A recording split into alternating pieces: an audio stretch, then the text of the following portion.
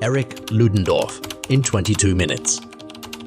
Erich Ludendorff was born on April 9, 1865, in Grusenia, a village in eastern Prussia which is now part of modern-day Poland. His mother, Clara, was of noble Polish descent, and his father, August Ludendorff, belonged to the Prussian Junker or nobility. Growing up on a family farm, Erich was one of 6 children and received a basic education from his mother and extended family. Erich's academic brilliance stood out in school, but his loner nature contributed to his success. He avoided playing with classmates, preferring to study and read. His dedication paid off when he gained admission to a prestigious military academy in northern Germany. Throughout his education, Erich consistently outshone his peers, although he remained isolated and eccentric, choosing to work alone. This solitary nature became both a strength and weakness in Erich's life. He had an incredible capacity for work, but rarely heeded advice from colleagues, which ultimately affected his health. After graduating as a junior officer in 1895, he steadily climbed the ranks and was recommended to the General Staff of the German Army in 1894. In 1904, Erich reached the Great General Staff in Berlin. During this time, he encountered Margrethe Schmidt, a married woman whom he fell in love with and eventually married after she divorced her husband. Erich became a devoted stepfather to Margrethe's children, and their union was accepted by both families. By 1906, Erich held a senior officer position in the German General Staff, working under Alfred von Schlieffen, a prominent military figure. Schlieffen's strategic planning, particularly the Schlieffen Plan, would shape the early stages of the First World War. The plan aimed to quickly defeat France by launching a massive advance through Belgium and Holland, surrounding Paris from the north and attacking the French armies from the rear. Germany would then redirect its focus to Russia, assuming their slower mobilization due to inadequate transportation infrastructure. The Schlieffen Plan emerged due to long-standing tension between Germany and France since the Franco-Prussian War. Germany had formed a secret alliance with Austria against Russia in 1879, later joined by Italy in 1882. In response, France and Russia formed their own alliance in 1891, and Great Britain joined them due to Germany's growing naval power. By 1910, Germany found itself surrounded by potential adversaries, which led to the development of the plan to concentrate forces on fewer fronts. The alliances among major powers interconnected them, and any trigger could ignite a large-scale European war. That trigger came on June 28, 1914, with the assassination of Archduke Franz Ferdinand in Sarajevo. As a colonel and member of the German General Staff, Erich was responsible for distributing orders for the Schlieffen Plan to various German army units. He even visited fortresses like Liège in Belgium to assess the country's defenses. However, the plan's execution faced obstacles in 1912 when the Social Democratic Party of Germany, which won a majority in the Reichstag, refused to approve additional defense spending. Erich believed that more infantry divisions were necessary and lobbied the German parliament for increased military funding. Although he succeeded in obtaining the funding, it cost him his position in the General Staff, and he was demoted to command the 39th Fusiliers leading up to the war.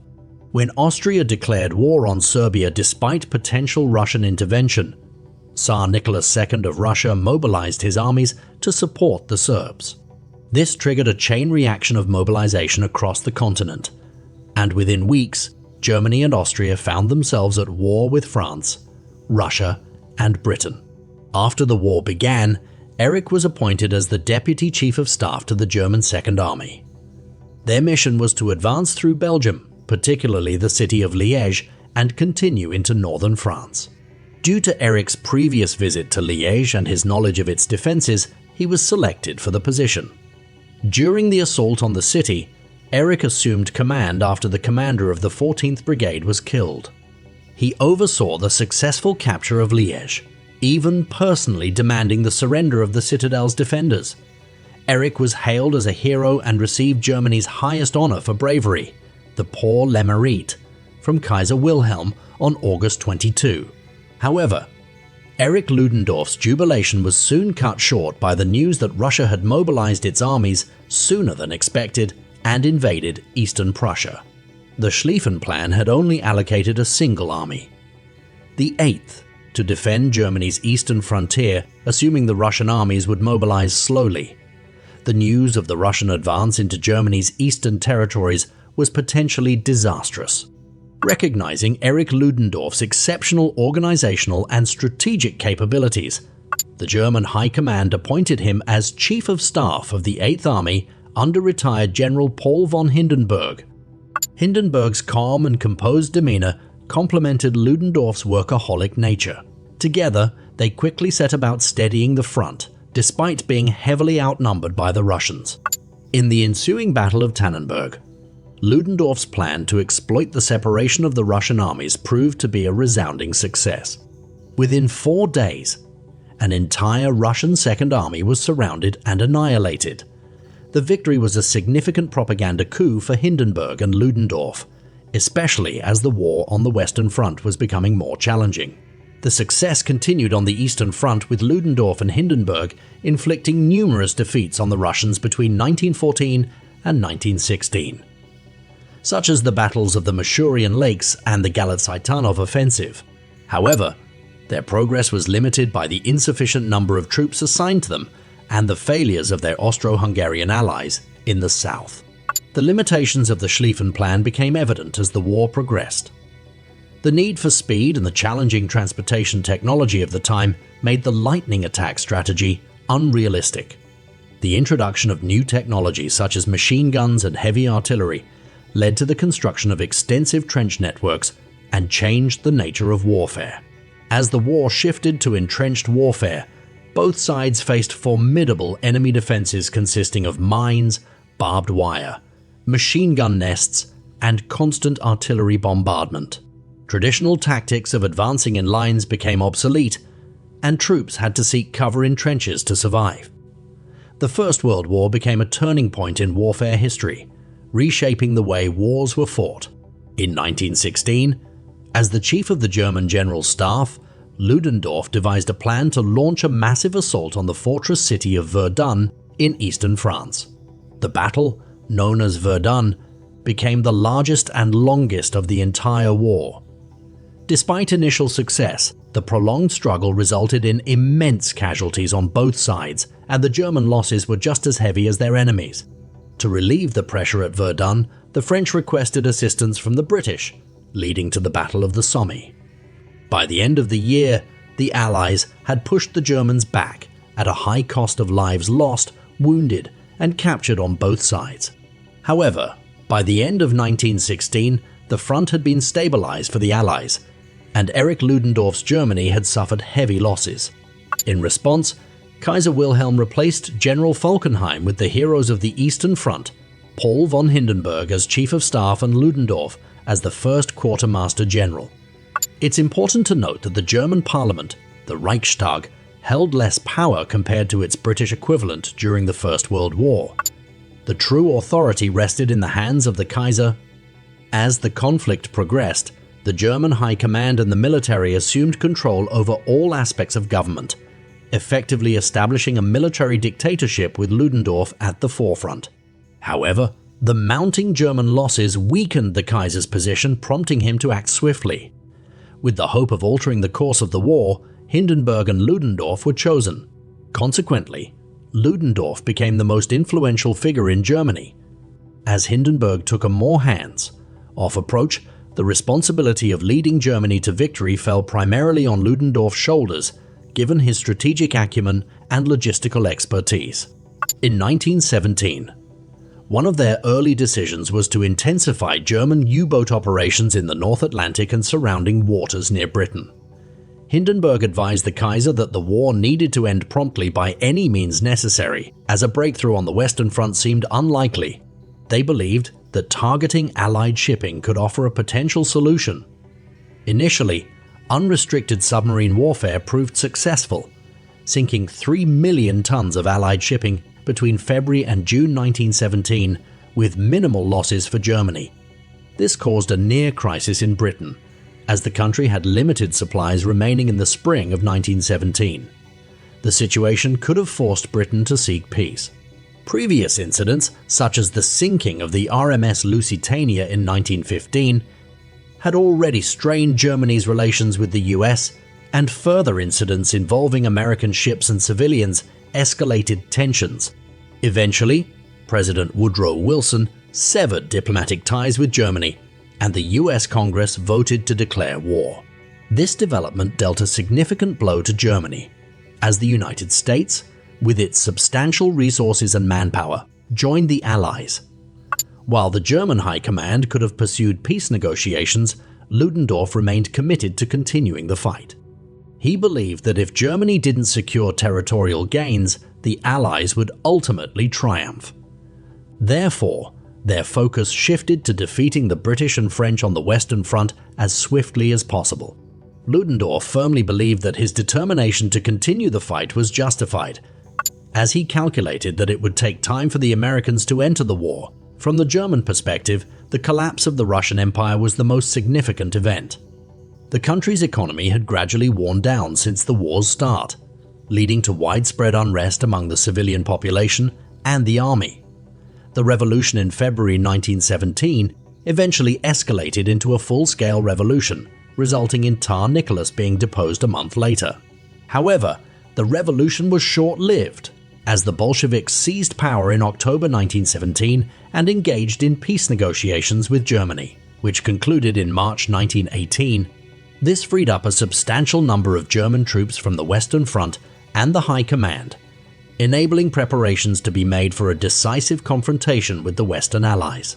Some argued that the surplus manpower could have been used to secure a peace agreement with the Allies, but the decision was made to gamble Germany's dwindling reserves of troops in hopes of achieving victory. As the primary architect of the upcoming offensive, Ludendorff meticulously planned the assault. He went beyond merely sending fresh troops into battle and took the opportunity to restructure his forces. He created new elite assault divisions composed of stormtroopers armed with flamethrowers and light machine guns. These troops would lead the German attack, followed by the main body of infantry tasked with consolidating and holding territorial gains in anticipation of Allied counterattacks. Ludendorff personally oversaw almost every aspect of the impending offensive, aiming to minimize the chances of failure. The pressure on Ludendorff was immense, as the failure of this offensive would likely dash Germany's hopes of winning the war. His plan, known as Kaiserschlacht, or the Kaiser's Battle, aimed to drive a wedge between the British and French armies in northern France and then advance toward the Channel ports, severing British supply lines and pushing them towards the sea. The attack commenced on March 21, 1918, along a 100-mile front in northern France, spanning from the area around the river Sommery in the north to the city of Reims in the south. Ludendorff rarely left the comfort of his headquarters during the fighting and had little understanding of the conditions his troops endured. He once stated that war's nature was to consume men. In essence, he epitomized a staff officer, more accustomed to maps, dispatches, and meetings than frontline command. Throughout the war, he resided in relatively luxurious surroundings and rarely concerned himself with the daily lives of those under his command. He preferred spending endless hours at his headquarters, only pausing for meals or sleep. In March 1918, Ludendorff departed from the luxury of his headquarters and traveled through the devastation of the old Somme battlefield. He arrived at a roadside where he was met by several German soldiers who guided him to two graves marked with makeshift crosses. One of the crosses bore the words, "Here lies two German flying officers." The covering was removed from one of the bodies, revealing the heavily decomposed face of Ludendorff's stepson, Erich. Losing another stepson a year prior, Ludendorff was deeply affected by the stark reality of war in all its gruesome detail. He stood, struggling to hold back tears, while the distant sound of artillery reminded him that his massive offensive was in full swing. Perhaps, on a subconscious level, he realized that the decisions he made within the comfortable confines of his headquarters often resulted in the premature deaths of hundreds of thousands of young men whose bodies would decompose in French fields. In a distant western location on March 26, a meeting filled with panic took place among the Allied commanders. They decided to make a final stand in an attempt to halt the advancing German forces. The outcome of the upcoming battles along the front line would determine the fate of the entire war. However, as the days went by, our progress became increasingly limited. Moving further west meant longer supply lines and greater casualties. By July 1918, all our attacks had fizzled out, resulting in the loss of nearly 750,000 German troops, either killed, wounded, or captured. It was yet another strategic failure. The Allies, bolstered by fresh American divisions, launched a counterattack in August 1918 and steadily reversed the German gains achieved at such a high cost just months earlier. The gravity of the situation began to dawn on the German High Command during these months, but Ludendorff refused to accept defeat, unwilling to contemplate what lay ahead. However, discontent was brewing within Germany itself. Failed harvests and the Allied trade blockade had driven food prices to alarming levels. German troops were retreating or surrendering in large numbers. Reports of mass surrenders made it clear that the German war effort was nearing exhaustion. In the midst of these circumstances, he would spend hours brooding at the graveside of his stepson, Erich, who had been unable to return home to his wife and was suffering from evident mental illness. Concerned about Ludendorff's well-being, staff called in a psychiatrist who advised him to rest. Reluctantly, he agreed and took a month of leave. Upon my return to headquarters, Ludendorff initially felt refreshed.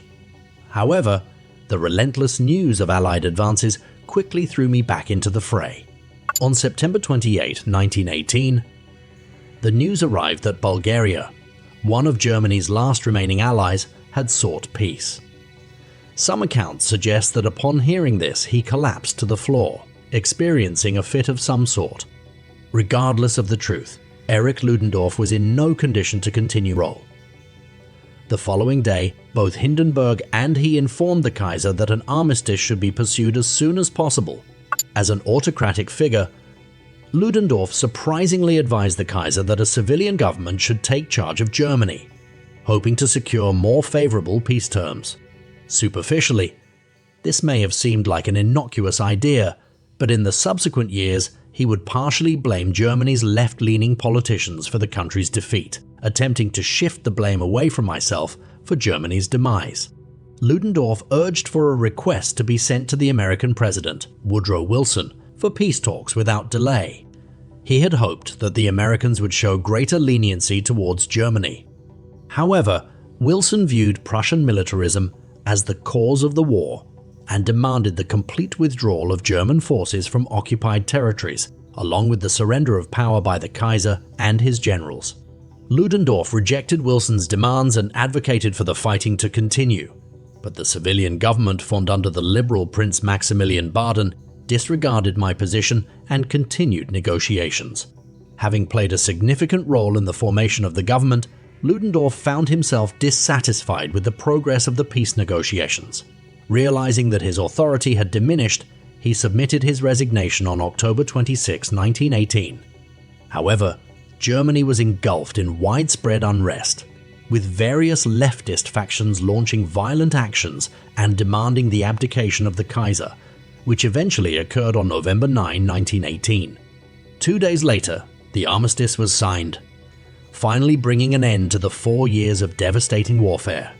Concerned for his safety amidst the chaos, Ludendorff fled the country disguised and sought refuge in Sweden.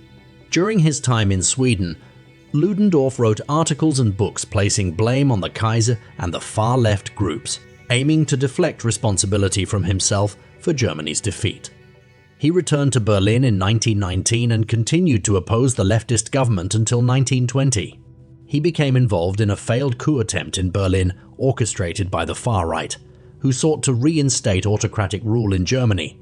Following the unsuccessful coup, Ludendorff fled to Munich, where he held a meeting with Adolf Hitler, a former corporal from the First World War who had become the leader of the National Socialist German Workers' Party. At the meeting, Hitler persuaded Ludendorff to participate in the Beer Hall Putsch, an attempt to seize control of the Bavarian government. During the coup, Hitler and his followers took Gustav von Kahr, the minister-president of Bavaria, hostage at the Bürgerbräu beer hall in Munich. Initially, Hitler attempted to coerce Kahr into supporting their cause, but Kahr resisted. Ludendorff arrived at the scene, leading to the acceptance of Hitler's terms by Kahr and the dispersal of the gathered crowds. The Führer subsequently left the hall, leaving Kahr in Ludendorff's custody, who later released him due to Kahr's concern for his wife. Hitler was furious with Ludendorff's decision, and the next day, the Nazi march from the Bavarian Defense Ministry was met with armed resistance from approximately 150 soldiers, resulting in casualties among the Nazis. Ludendorff, Hitler, and several other individuals were arrested at the scene and put on trial from February to April 1924. Ludendorff was ultimately acquitted, but Hitler and some of his followers, including Rudolf Hess, were sentenced to prison. In the years that followed, Ludendorff's political views grew increasingly obscure and extreme. He incessantly wrote about his vehement hatred of Jews and Christianity, attributing to them the world's various afflictions. Initially a fervent supporter of the Nazi Party, Ludendorff visited Hitler multiple times while he was incarcerated. However, as time passed, Ludendorff became marginalized by Hitler. Upon learning of Hitler's rise to power in 1933, Ludendorff proclaimed that he solemnly prophesied that this accursed man would plunge our Reich into the abyss and bring unimaginable misery to our nation. In his final years, Ludendorff continued to write military textbooks. However, in 1937 he succumbed to liver cancer and passed away on December 20th. Despite his wishes, the Nazi regime granted him a state funeral. Today, historians largely hold a negative view of Ludendorff. Many consider his failures as Quartermaster General of the German Army to be one of the decisive factors leading to Germany's eventual surrender. Rather than seeking favorable peace terms from a position of strength in the winter of 1917 to 1918, Ludendorff opted to risk Germany's last reserves of manpower in a gamble for victory. Despite his strategic brilliance and expertise in logistics and tactics, Ludendorff remains a deeply flawed and tragic figure in many respects. Nonetheless, it is crucial to remember and study Ludendorff's life, as his decisions shaped the course of 20th century history, influencing the lives of people worldwide to this day.